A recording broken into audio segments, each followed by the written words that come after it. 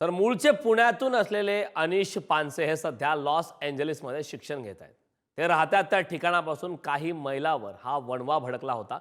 अमेरिकेतील ही सर्वात मोठी आग कशी लागली, त्यात काय नुकसान झालं, अजूनही ती आग आटोक्यात येत नाही. अमेरिकेत त्याचे काय पडसाद उमटलेत हे जाणून घेऊया थेट लॉस एंजेलिसमधून अनिश पानसे यांच्याकडून. मी अनिश यांच्याकडे जाणार आहे. आणि जी पुढारी न्यूजमध्ये आपलं स्वागत आहे. येस, नमस्कार. सध्या आपण ज्या ठिकाणी आहात त्या ठिकाणाहून हा जो वणवा पेटलेला आहे ते अगदी जवळ आहे असं कळतंय. सध्या त्या ठिकाणची नेमकी परिस्थिती काय आहे? आत्ता तरी इथे मी जिथे राहतोय, युनिव्हर्सिटीच्या जवळ राहतोय. माझ्या एरियाचं नाव वेस्टवूड आहे. तर माझ्या एरियाच्या इथून कमीत कमी एक 10 मैल दूर पॅलेसाइड्स म्हणून एक जागा आहे. तर तिथे कमीत कमी 21,000 एकर ही जमीन पूर्ण राख झालेली आहे. आणि तसं म्हणायला गेलं तर आत्ता 2 ठिकाणी मेजरली हे आग आहे. एक पॅलेसाइड्स फायर आणि एक दुसरी जी आग आहे हे इटन फायर आहे. इटन फायर ह्याला कमीत कमी 15,000 एकर आग लागलेली आहे. हं. त्याच्यामुळे इव्हॅक्युएशन सेंटर्स वगैरे सगळे आम्हाला सांगून ठेवलेले आहेत युनिव्हर्सिटीनी, की काही झालं तर कुठे जायचंय किंवा काय करायचंय हे नोटिसेस आम्हाला continuously email through, university through येतायत. अगदी. आणिच एक महत्त्वाचा मुद्दा आहे, की मोठ्या प्रमाणात नुकसान झाल्याचं कळतंय. मात्र ही आग ज्यावेळी लागली, त्याआधी काही पूर्वसूचना मिळाली होती का? तितका वेळ होता का बाहेर पडण्यासाठी किंवा काही गोष्टी सुरक्षित करण्यासाठी? पूर्वसूचना म्हणजे आमच्या इथे कसं झालं होतं, बरोबर 2 दिवसापूर्वी जी विंड स्पीड असती, ही ह्या आमच्या एरियामध्ये एक 7 ते 10 मैल पर आवर म्हणजे असायला पाहिजे. ती कमीत कमी 100 मैल पर आवरनी विंड स्पीड चालू झाली होती. त्याच्याबद्दल आम्हाला सांगितलं होतं, की बाहेर पडू नका आणि फायरचे माईट बी चान्सेस असतील, आगीचे चान्सेस असतील, असं आम्हाला सांगितलं होतं युनिव्हर्सिटीनी. आणि त्यानंतर आता 2 दिवस झाले आणि सोमवारपर्यंत आम्हाला बरोबर म्हणजे सगळं रिमोट आहे आमचं. म्हणजे ऑनलाईनच होतील आमच्या सगळ्या गोष्टी ज्या असतील ते. आता आम्हाला कॅम्पसवर पण बोलावलं नाहीये. त्याच्यामुळे सगळं ऑनलाईन ठेवलंय. आणि जी साधारणतः ही आग विझवण्यासाठी, आग पूर्णपणे विझण्यासाठी आणखीन किती वेळ लागू शकतो, या संदर्भातला काही अंदाज सांगू शकाल का? तसं अवघड आहे सांगणं कारण म्हणजे चाललेत प्रयत्न तर प्रचंड चाललेत या लोकांच्या इकडे. म्हणजे प्लेन्स वगैरे जे वापरतायत ते मदत करतायत. ते वॉटर जे पाणी असेल ते वरनं ते टाकायला आणि आग बुजवायला. एका ठिकाणी जो असं म्हणता येईल की सगळ्यात चांगला एरिया आहे लॉस एंजेलिसचा वेस्ट हॉलिवूड म्हणून.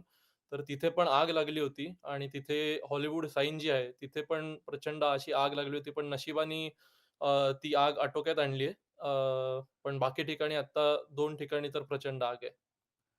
आणि एक महत्त्वाचा मुद्दा आहे, ज्यावेळी कुठलीही इमर्जन्सी असते, भूकंप असो किंवा अन्य कुठलीही, त्यावेळी पुनर्वसन होणं आवश्यक असतं. मात्र सध्या जी आग लागली आहे, इतक्या मोठ्या संख्येने आपलं घर जळताना ते पाहत डोळ्यादेखत तिथून पलायन करावं लागलंय पर्याय नसल्याने. मात्र त्या संदर्भात त्या ठिकाणाहून नागरिक सध्या सध्या कुठल्या ठिकाणी वास्तव्यात आहेत, त्यांचं नेमकं संपूर्ण राहण्याची व्यवस्था कशी आहे, त्या संदर्भातली काही अधिकची माहिती आहे का? कारण याची संख्या खूप मोठी आहे. बरोबर आहे. प्रत्येक ठिकाणी इव्हॅक्युएशन सेंटर दिलेले आहेत. तर लोकांना आधीच सांगितलं जातं. इथे एक ॲप्लिकेशन आहे जे मोस्टली सगळे लोकं वापरतात. वॉच ड्युटी त्या नावाचं ते ॲप्लिकेशनचं नाव आहे. तर त्याच्यावर आम्हाला कळून येतं, की आमची इव्हॅक्युएशन सेंटर कुठे आहेत. काही आगीचं नोटीस आली तर आम्हाला कुठे जायचं आहे. तर त्याच्याबद्दल आम्हाला सांगितलेलं असतं आणि ते इव्हॅक्युएशन सेंटर सगळीकडे जवळपास दिलेलेच आहेत.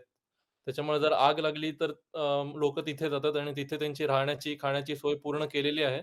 आणि बाकीचे जे लॉस एंजेलिसमधले पण लोकं नाहीत, पण बाहेरची लोकं आहेत, ती फायनान्शियली आणि कपडे वगैरे जे असतील ते देत आहेत लोकांना. खाणं, प्यायला सगळं मिळत आहे लोकांना या ठिकाणी. अनिश, ज्या प्रकारची आपल्याकडे माहिती आली, की काही उच्चभ्रू जे भाग आहेत, त्या ठिकाणी देखील हा वणवा पेटला आहे. मोठ्या प्रमाणात नुकसान झालं आहे. बॉलिवूड, हॉलिवूडचे कलाकार देखील, कलाकारांची घरं त्यामध्ये आहेत. त्या संदर्भातली काय माहिती मिळते का, की ही जी आग आहे ती उच्चभ्रू भागात देखील मोठ्या प्रमाणात याचा फटका पाहायला मिळतोय? हो, बरोबर आहे. म्हणजे मिळालेलाच आहे तो फटका कारण एक पॅलेसाइड जो एरिया आहे तिथे मी जसं तुम्हाला सांगितलं 21,000 एकर जी जमीन राख झालेली आहे. तिथे खूप म्हणजे असे उच्च लोकांची घरं होती.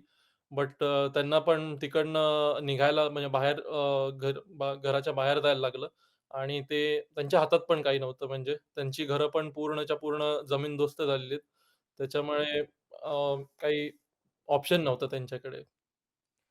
या अग्नितांडवानंतर खरं तर आगीचे धुराचे लोट मोठ्या प्रमाणात पाहायला मिळतील. प्रदूषणाचा देखील खूप मोठ्या प्रमाणात इम्पॅक्ट या ठिकाणी पाहायला मिळत असेल. काही ठिकाणी अशी देखील बरोबर. माहिती आली, की या धुरामुळे श्वसनाचे काही लोकांना त्रास होत आहेत. या संदर्भातली काय माहिती आहे? प्रदूषणाची नेमकी सध्या त्या ठिकाणची परिस्थिती काय?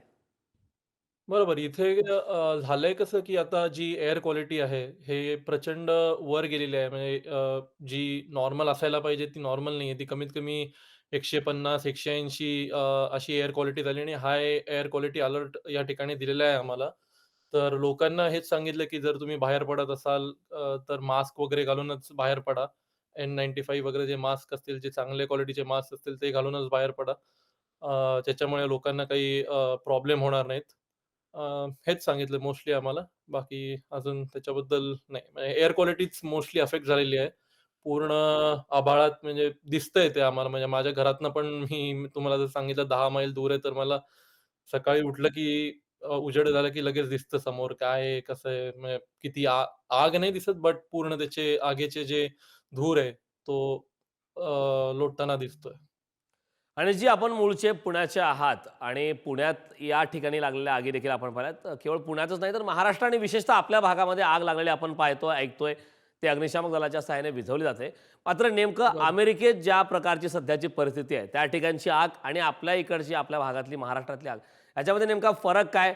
आणि आग विझवण्यासाठी इतक्या मोठ्या प्रमाणात कालावधी लागतोय. नेमकी यंत्रणा कुठे कमी पडते, की काही भौगोलिक याची काही कारणं आहेत? अ, ते सांगणं तसं अवघड आहे कारण म्हणजे प्रयत्न तर पूर्ण चाललेले आहेत. म्हणजे तसं म्हणायला गेलं तर कॅनडा जे वरच्या नॉर्थ साइडला जे येतंय यूएसच्या, त्यांनी पण आम्हाला मदत केली. त्यांनी पण काही-काही प्लेन्स पाठवले ज्याच्यानी म्हणजे आता पाणी पण इथे कमी पडतंय, तर ते डायरेक्टली आपल्या जे पॅसिफिक ओशन आहे इथे, तर तिकडनं पाणी उचलून डायरेक्ट आगेवर टाकायचा प्रयत्न करतायत. पण आटोक्यात आणण्याचे पूर्ण प्रयत्न चाललेत, पण वारं जे आहे ते काही थांबत नाहीये. त्याच्यामुळे अ, अ, फायरला अवघड म्हणजे ते थांबत नाहीये, फायर थांबत नाहीये त्याच्यामुळे. नक्कीच. अनिशा, खूप खूप धन्यवाद. आपण पुढारी न्यूजशी संवाद साधलात. सविस्तर अशी माहिती थेट अमेरिकेमधून दिली त्याबद्दल.